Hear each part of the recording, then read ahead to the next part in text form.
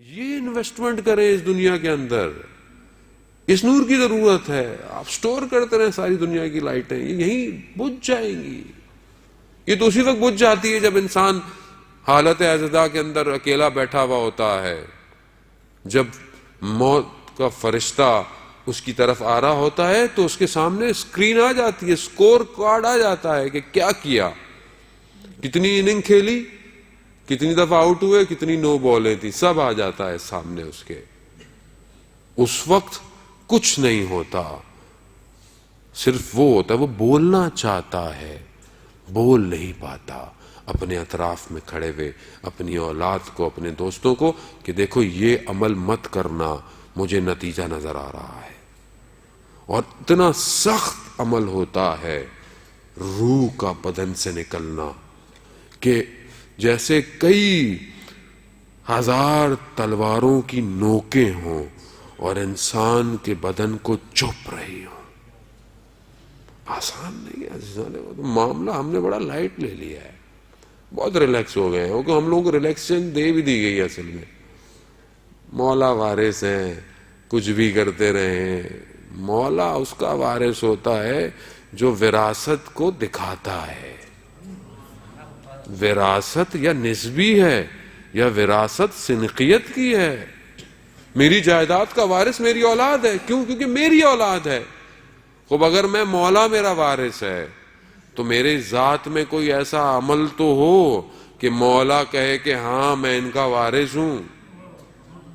میرے عمل مخالف سمت میں ہوں اور وراثت میں مولا سے مانگ رہا ہوں. عزیزان محترم, وہ عدل کا امام ہے, وہ حق کا امام ہے. اسی حق اور عدالت نے تو اسے تنہا کر دیا تھا, اور آج میں یہی عدالت اور حق کو سائڈ پر کروں اور کہوں مولا نہیں. عزیزان محترم, یہ کہانیاں ہیں جو ممبروں سے ہمیں دی گئی ہیں, میٹھے میٹھے کیپسول. بہتر ہے تھوڑا سا تلخ کیپسول لے لیں, ورنہ روز قیامت کہیں گے کہ مولانا صاحب آئے تھے, ہمیں سلا کے چلے گئے جگانے کے بجائے. آخری رسول خدا کا کیا فرماتے ہیں, اتنے لوگ سو رہے ہیں, جب مریں گے تب جاگیں گے. سو رہے ہیں, غافل ہیں. اتنا سخت عمل ہے کہ جب بدن سے روح نکلتی ہے. مگر قربان جاؤں میں اہل بیت پر کہ ہمیں اس سختی سے بچانے کے طریقے بتا گئے. کہا آخری ہفتے میں ماہ رجب کے 3 روزے رکھ لو. کتنے؟ 3 روزے رکھ لو. ملک الموت جب روح قبض کر رہا ہوگا تو کوثر کا جام لے کر آ جائے گا. ماہ رجب ہے, اس کو ضائع مت ہونے دیں. عرفا جب ماہ رجب شروع ہوتا ہے اپنے اوپر ایکسٹرا سختیاں کر دیتے تھے. کیوں؟ کہ کوئی گناہ سرزد نہ ہو. یعنی انسان, جب آپ ہائی وے پہ گاڑی نکالتے ہیں, آپ کو پتا ہے کہ یہاں پہ کیمرے لگے ہوئے, ریڈار لگے ہوئے, آپ کتنے الرٹ ہو جاتے ہیں. آپ اپنا موبائل نہیں نکالتے کہ فون پہ بات نہیں کروں گا خلافہ لگ جائے گا. یہاں تو ماشاءاللہ ہیں بھی بہت سارے کہ آدمی ٹینشن میں ہی گاڑی چلا رہا ہوتا ہے. کیوں؟ کیونکہ دیکھ رہا ہے کہ کیمرے لگے ہوئے ہیں. ماہ رجب سمجھ لیں کہ کیمرے زوم ہو جاتے ہیں انسان کے نفس کے اوپر, اس کی سوچوں کے اوپر.